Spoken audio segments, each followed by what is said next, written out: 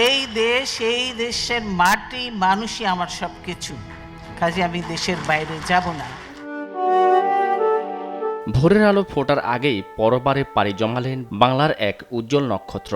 দীর্ঘদিন মৃত্যুর সঙ্গে পাঞ্জা লড়ে মঙ্গলবার ভোর ৬টায় রাজধানীর এভারকেয়ার হাসপাতালে শেষ নিঃশ্বাস ত্যাগ করেন গণতন্ত্রের আপসহীন নেত্রী এবং ৩বারের প্রধানমন্ত্রী বেগম খালেদা জিয়া। প্রথমে বিএনপির মিডিয়া সেল থেকে এই তথ্য জানানো হয়। পরে খালেদা জিয়ার মেডিকেল বোর্ডের প্রধান মৃত্যুর বিষয়টি গণমাধ্যমকে জানান।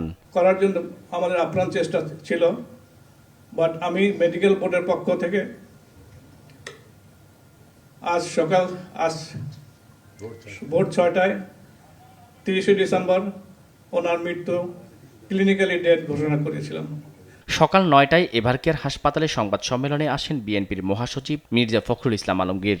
বলেন, বেগম খালেদা জিয়ার মৃত্যুতে জাতির এ ক্ষতি পূরণ হবার নয়, এতে দেশে সৃষ্টি হলো রাজনৈতিক শূন্যতা। আমাদের জাতির অভিভাবক আমাদেরকে ছেড়ে চলে গেছে। ইন্না লিল্লাহি ওয়া ইন্না ইলাইহি রাজিউন। এই শোক, এই ক্ষতি, এটা অস্বাভাবিক, অপূরণীয়। এই জাতি কোনোদিন পূরণ করতে পারবে না।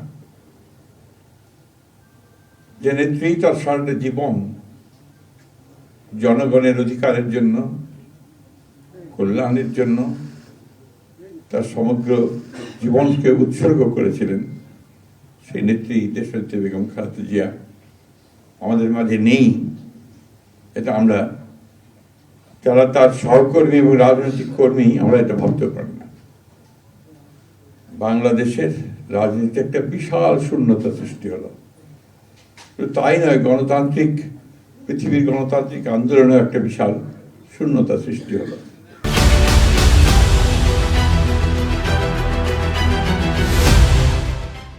সংবাদ সম্মেলনে আবেগ আপ্লুত হয়ে পড়েন দলটির সিনিয়র যুগ্ম মহাসচিব রুহুল কবির রিজভী।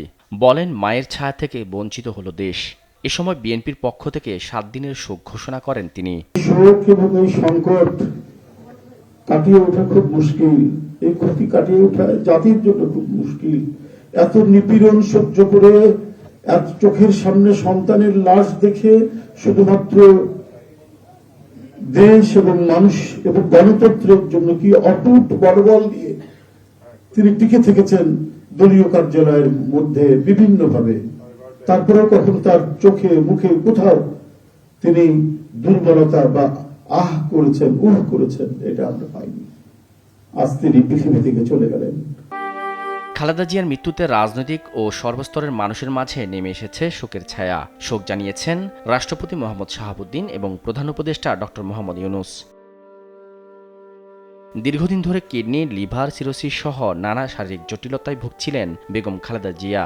সবশেষ গেল ২৩ নভেম্বর শারীরিক অবস্থার অবনতি হলে তাকে ভর্তি করা হয় হাসপাতালে। শাহাদাত নিশাদ, দেশ টিভি, ঢাকা।